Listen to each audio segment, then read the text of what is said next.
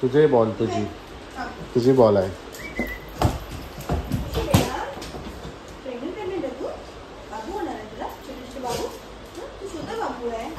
बाबू होणार तुला. मग आपण नाव ठेवायचं बाबूची. ठीक आहे. म्हणजे पोरगी छोटी पोरगी म्हणजे लाडीच सर बाबू.